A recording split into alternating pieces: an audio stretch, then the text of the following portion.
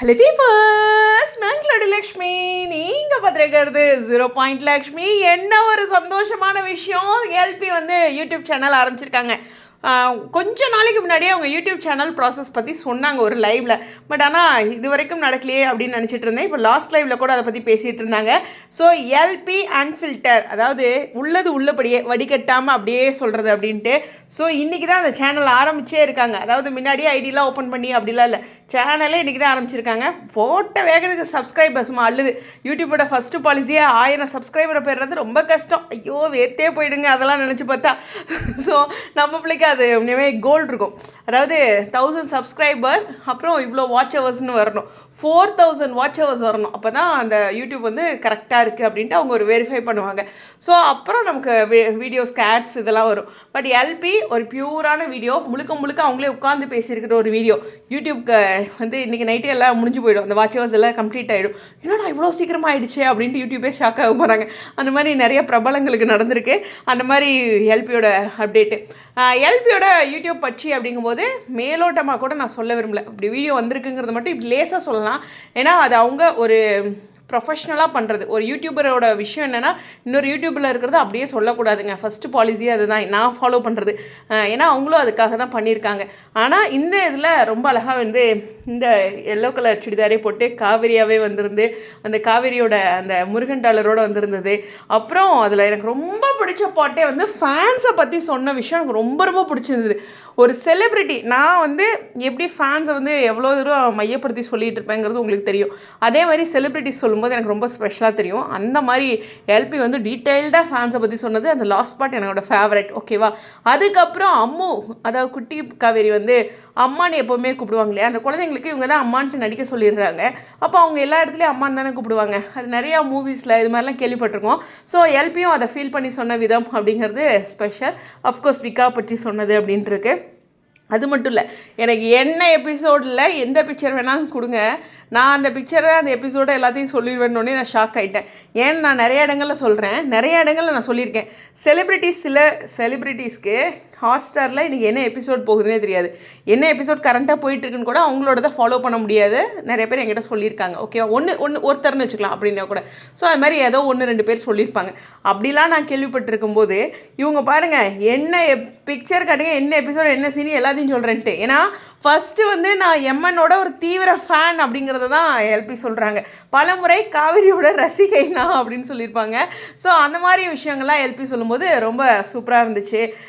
பசு டேடி கூட, அப்புறம் ஒவ்வொருத்தரோடையுமே செட்டில் ஒவ்வொருத்தர் கூடயுமே அவங்களோட பாண்டிங் அப்படிங்கிறது ஸ்பெஷல். அதுலேயும் அம்மா அப்பா ஒவ்வொருத்தரும், அதேமாதிரி தாரு காவியா அப்படின்ட்டு ஒவ்வொருத்தருமே டீட்டெயில்டாக சொல்லியிருந்தாங்க. ஒரு பெரிய வீடியோ தான், பட் ரொம்ப மெமரபிள். அந்த வீடியோவில் 2 முக்கியமான விஷயம் இருக்குது. அந்த ஒன்று மட்டும் இப்போவே நான் சொல்லிடுறேன். இந்த வீடியோவோட நான் காவேரியாக முடிகிறேன் அப்படிங்கிற ஒரு விஷயத்த சொல்லிவிட்டு எல்பியாக ஸ்டார்ட் பண்ணுறாங்கிற மாதிரி தான் சொல்லியிருப்பாங்க. எனக்கு அப்படி தான் தோணுச்சு. உங்களுக்கு அப்படி தோணுச்சு அப்படிங்கிற சொல்லுங்கள். இன்னொரு முக்கியமான விஷயமும் இருக்குது, அதை நம்ம அடுத்த வீடியோவில் பார்க்கலாம். நிச்சயமாக அவங்களோட ப்ராஜெக்ட் பற்றிய விஷயம் தான். கீழே கமெண்ட் செக்ஷனில் அதில் நீங்கள் தெரிஞ்சுக்கிட்டதை சொல்லுங்கள், நான் தெரிஞ்சுக்கிட்டதை அடுத்த வீடியோவில் சொல்கிறேன். எனிவேஸ், கண்டிப்பாக இந்த யூடியூப் சேனலுக்கு எங்களுக்கு டெய்லி வீடியோ கொடுங்க. இது எப்படி டெய்லி வீடியோ கொடுங்க, நாங்கள் டெய்லி சப்போர்ட் பண்ணுறோம் அப்படிங்கிறது தான். ஸோ இருந்தாலும் ஒரு ப்ராசஸ் வச்சுருப்பாங்க. ஒரு சிலர் பார்த்திங்கன்னா எவ்ரி வீக்கெண்ட் விடலாம், இல்லை ஃப்ரீயாக இருக்கும்போது கொடுக்கலாம். அது மாதிரி ஒவ்வொருத்தரும் ஒவ்வொரு ப்ராசஸ் வச்சுருப்பாங்க. நான் என்ன சொல்கிறேன்னா, ஒரு 9 மணிக்குள்ளே போட்டுட்டிங்கன்னா பரவாயில்ல, லேட்டாக போட்டிங்கன்னா கஷ்டமாக இருக்கும். இந்த 10-11 மணிக்கெலாம் போடாதீங்க அப்படிங்கிற ரெக்வஸ்ட் தான். அப்புறம் இந்த அன்ஃபில்டரில் யூ இருக்கு இல்லையா, அது ஸ்மால் லெட்டரில் இருக்குது, அதை நம்ம சேஞ்ச் பண்ணிக்கலாம். ஓகேவா? ஸோ அந்த யூ வந்து கேபிட்டல் லெட்டரில் போட்டால் அது சூப்பராக இருக்கும் அப்படின்னு தோணுச்சு. எனிவேஸ், அது அவங்களோட விருப்பம் தான். இந்த மாதிரி சின்ன விஷயம். ஆனால் அதனுடைய லோகோ செமையாக இருந்துச்சு. அன்ஃபில்டர் இந்த டைட்டில் செமையாக இருந்துச்சு. அது மாதிரி நிறைய விஷயங்கள் இருக்குது. ஸோ அவங்களும் யூடியூப்பில் எக்ஸ்பீரியன்ஸை கண்டிப்பாக ஒரு புது இடம் இல்லையா, ஒரு நிறைய எக்ஸ்பீரியன்ஸ் எடுப்பாங்கன்னு நினைக்கிறேன். நான் யூடியூப் ஸ்டார்ட் பண்ணும்போது ஒரு 2-3 வருஷம் கழிச்சு நிறைய செலிப்ரிட்டிஸ், உண்மையாக நிறைய செலிப்ரிட்டிஸ்க்கு ஐடியா கொடுத்துருக்கேன். ஸோ அதில் போய் நீங்கள் ஜாயின் பண்ணிங்கன்னா அவங்க நல்லா பார்த்துக்குவாங்க, எடிட்டிங்லாம் பண்ணி கொடுப்பாங்க அப்படின்னு நிறைய செலிப்ரிட்டிஸ்க்கு சொல்லியிருக்கேன். ஸோ அது எனக்கு என்னோட லைஃப்பில் அது பெஸ்ட் பார்ட். அதெல்லாம் நான் உங்களுக்கு சொன்னேன் சொல்லலை, பட் ஆனால் நிறைய செலிப்ரிட்டிஸ்க்கு சொல்லியிருக்கேன் டிப்ஸு அப்படிங்கிறதெல்லாம். ஏன்னா நான் இப்போல்லாம் நான் சொல்கிறது கிடையாது, முன்னாடிலாம் யூடியூப்பில் நான் நிறையா கரைச்சி குடிச்சிருக்கேன்ட்டு. ஏன்னா எல்லா டைப் ஆஃப் அடியும் வாங்கியிருக்கிறேன் யூடியூப்பில் மட்டும். அதனால் எனக்கு ஓரளவுக்கு தெரியும் யூடியூப்பில் எப்படிலாம் பிரச்சனை வரும் அப்படிங்கிறது.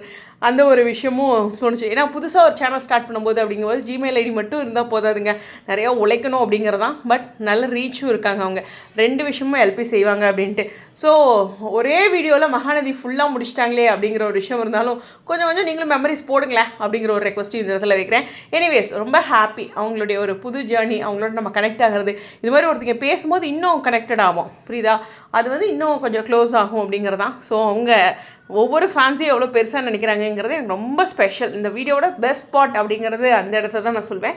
எனிவேஸ் கடைசியாக அவங்க அந்த காவேரி பற்றி சொல்லும்போது லாஸ்ட்டாக அப்படிங்கும்போது கொஞ்சம் எமோஷ்னல் ஆகிட்டாங்களே, அது ஒரு மாதிரி இருக்குதுங்க. சே என்னடா வாழ்க்கை இது அப்படிங்கிற மாதிரி போயிடுச்சு. ஸோ இதை எப்படியாவது சரி பண்ண முடியாதா வாழ்க்கையில் அப்படிங்கிற மாதிரியான ஒரு பகுதியாக அந்த இடம் இருந்தது. மீண்டும் எங்களுக்கு காவேரி வேணுங்கிற ஆசை தான் இருந்தாலும் ஓகே, புரியுது. உங்களுடைய கருத்துக்கள் ஸ்டேடியம் அடுத்த வீடியோவில் பார்க்குறேன். இதை பற்றி நான் சொல்லணும்னா உண்மையுமே உங்களுக்கு பிடிச்ச சீன் அப்படின்னு ஆல்ரெடி லைவ்லேயும் சொல்லியிருக்காங்க, இப்போயும் சொல்லியிருக்காங்க. வந்த காஸ்டியூமும் இந்த காஸ்டியூம் தான். ஸோ எங்களுக்கு எல்லா சீனும் ரொம்ப பிடிக்கும் தான். ஆனால் உங்களுக்கு பிடிச்ச விஷயம் உங்களுக்கு மாதிரியே இன்னும் கொஞ்சம் எக்ஸ்ட்ரா பிடிக்கும் அப்படிங்கிறது தான். எனிவேஸ் புரியுதல். உண்மையுமே காவேரி அவங்க வந்தது ஸ்பெஷல் ஸ்டேடியம்.